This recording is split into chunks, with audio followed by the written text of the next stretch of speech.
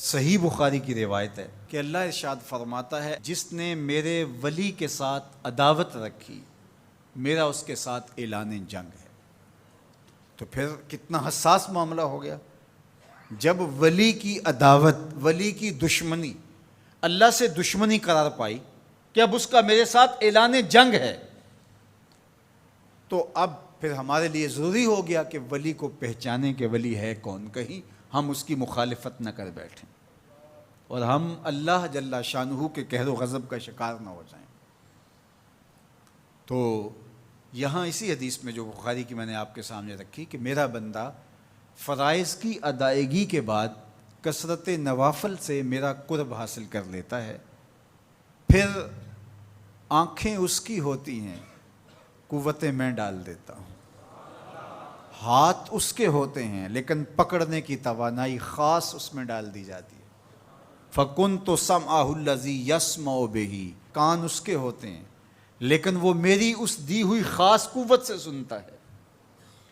ہاتھ اس کے ہوتے ہیں لیکن پکڑائی کی قوت خاص طور کے اوپر میں اس میں ڈال دے۔ پاؤں اس کے ہوتے ہیں لیکن وہ میری عطا کردہ خاص قوت سے چلتا ہے۔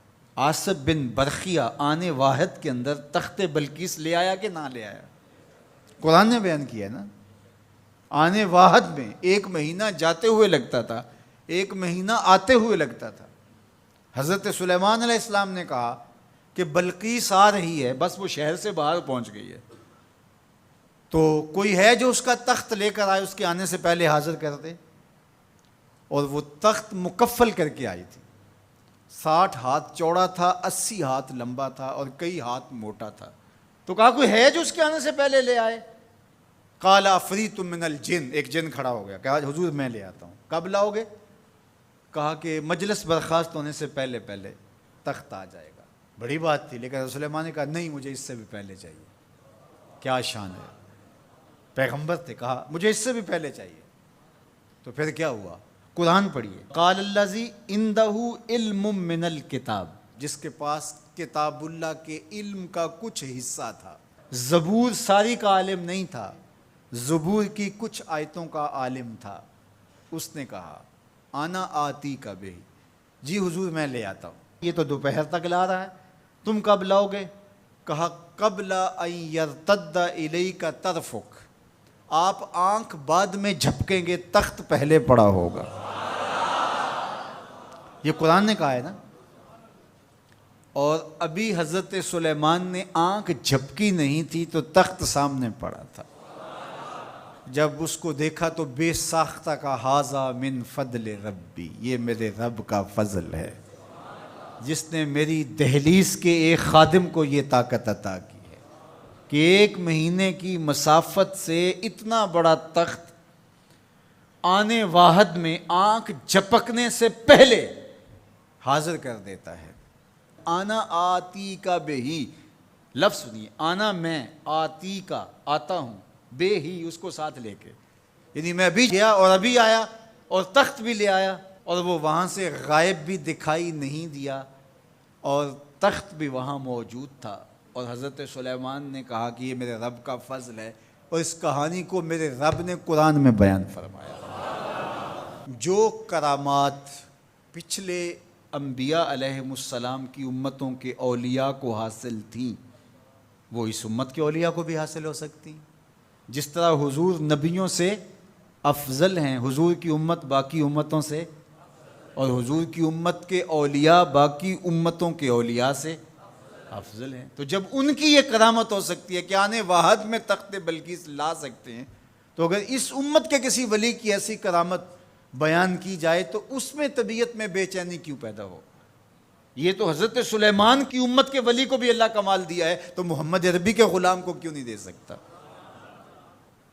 تو جو حضرت شاہ نقشبند بخاری علیہ رحمہ کا ذکر کیا جاتا ہے کہ جب آپ کی خادمہ کو اور آپ سے عقیدت کا دھم بھرنے والی خاتون کو کابل میں محل کی چھت سے دھکا دے دیا گیا، اور جب وہ نیچے پہنچی تو حضرت شاہ نقشبند بخاری علیہ رحمہ نے اس کو جو ہے وہ آسانی کے ساتھ زمین پہ رکھ دیا، تو حیرت سے آنکھیں پھٹی رہ جاتی ہیں اور پوچھتی ہیں کہ آپ کب آئے، آپ تو بخارے میں تھے؟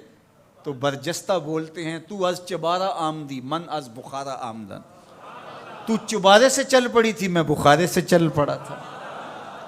تو یہ حضور کے غلاموں کی شان ہے، اور یہ کوئی جو ہے وہ بعید نہیں ہے۔ باقی رہی بات یہ عقل نہیں مانتی، تو معجزہ اور کرامت ہوتے ہی وہی ہیں جو عقل انسانی کو عاجز کر دیں۔ جو عقل میں آ جائے وہ تو فن ہوگا۔ ما یعجز بہ العقل، عقل کی جہاں پہنچ نہ ہو، جو ظاہری اسباب سے ماورا ہو، جو چیزیں ما فوق الفطرت ہوں، تو انہیں ہی تو کرامت، قدرت یا معجزہ کہا جاتا ہے۔ اور اگر وہ عقل اور فہم اور ادراک میں آ جائیں تو پھر جو ہے وہ کیا ہو۔ تو اس کی نظیر ہمارے پاس قرآن میں موجود ہے۔ اب اللہ کا ولی کون ہوگا؟ حضور علیہ السلام سے پوچھا گیا، ابن مردوی اور باقی لوگوں نے روایت کیا کہ حضور ولی کون ہے؟ تو حضور علیہ السلام نے ارشاد فرمایا، اذا رؤوا ذکر اللہ، جس کو دیکھو خدا یاد آ جائے، جس کو دیکھنے سے رب یاد آ جائے، جس شخص کی صحبت میں بیٹھ کے رغبت دنیا کم ہو اور رغبت آخرت بڑھ جائے، اس کی صحبت غنیمت سمجھ۔ اچھا، قرآن نے جو ولی کی علامت بیان فرمائی وہ یہ ہے، الذین آمنوا وکانوا یتقون، یعنی ولی کی جو علامتیں ہیں وہ ایمان اور تقوی ہے۔